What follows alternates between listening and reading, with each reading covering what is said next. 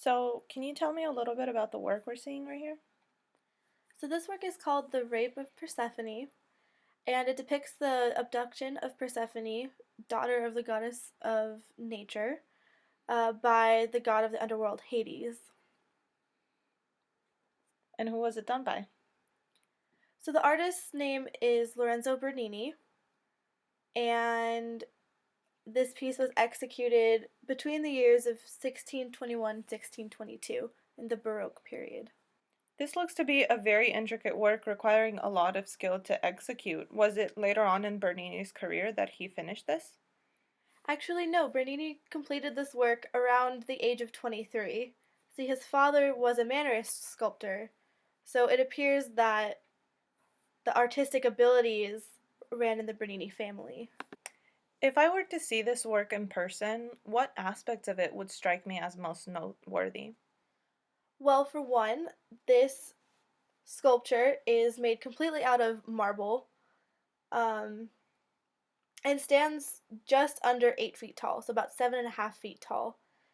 And if you look at it, the detail of it is so intricate. You can literally see his hands going into her thigh there on the right hand side.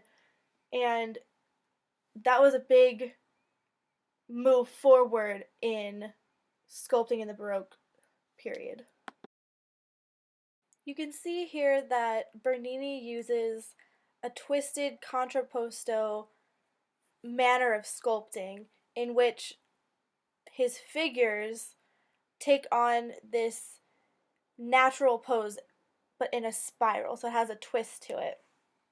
And you can see that this is very different from pre Baroque period art because the sculpture looks as if it's coming to life. It looks like it's been captured right at the moment of the crime, if you will. So now we're moving on to our next piece. Can you tell me more about what this is? Can you give us a little introduction?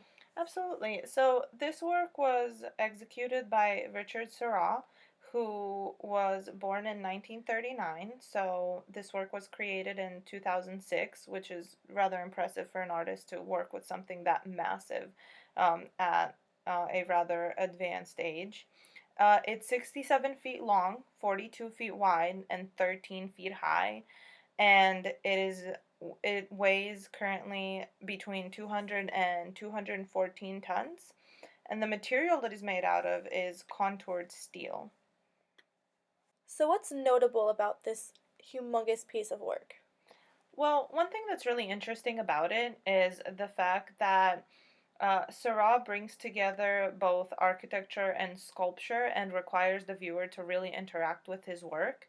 There are two different entrances into the structure, so viewers are able to walk on the outside of it, on the inside, and as well as in between the two steel plates that it is made out of. I actually personally went and saw this work when it was on display at Stanford in 2014, just about a year before it was moved to the San Francisco Modern Art Museum. And while I was walking, especially in between the two metal plates on the inside, given the fact that they are a little bit slanted, it kind of allows the viewer to have a little bit of a disoriented experience as they're walking through it. So, you mentioned that this piece was recently moved from Stanford to San Francisco. Can you tell me a little bit more about maybe their process of moving this piece since it's so large? Yes, actually, every time they move this piece, they have to employ specialists in the field of rigging objects of such massive size. They always consult with them, and they have them there on site, quite a number of them.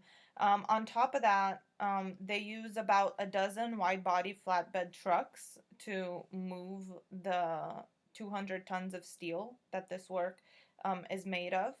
And one thing that's very interesting about the San Francisco Museum of Modern Art, about the exhibition there and the way they decide to display this work, is that they actually built the building around it. The work arrived there late 2015, early 2016, and they first placed it where the wing was supposed to be built, and then later on built the wing of the building around this piece.